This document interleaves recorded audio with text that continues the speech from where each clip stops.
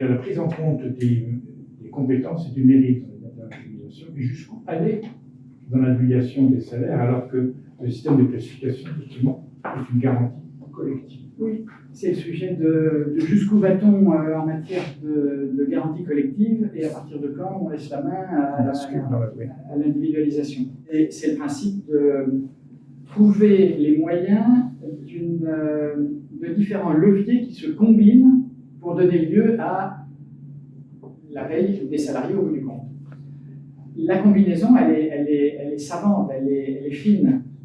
C'est tout un travail, pas que c'est le mien, c'est tout un travail quand on génère une politique de rémunération, pour faire en sorte qu'il y ait un certain équilibre entre les différents leviers. Les différents leviers, on a les deux qui sont mentionnés de manière assez précise dans le bouquin, et on a aussi l'ancienneté, on a aussi les bonus, on a aussi l'intéressement et la participation si l'entreprise dégage des résultats. On a plein de choses qui viennent se cumuler. Et les avantages en nature, et puis j'en passe. Et c'est le cumul de tout ça qui fait qu'on va avoir en tant que salarié, cette vision des choses sous un regard.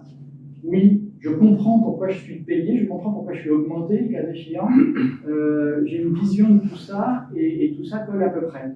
On donne trop d'importance au collectif, et bien on va entendre des salariés qui râlent en disant mais moi j'ai ma contribution personnelle, moi je ne suis pas reconnu pour ce que je fais en plus ou parce que je suis très bon, très performant, ou parce que je ne sais pas. Et donc ça crée un problème.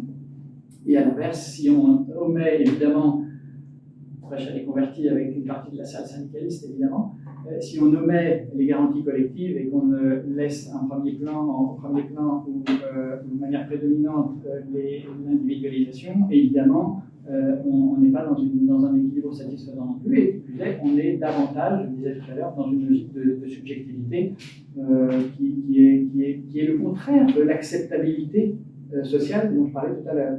Donc voilà, c'est un équilibre. Je parle souvent aussi de curseur à placer au bon endroit entre des extrêmes.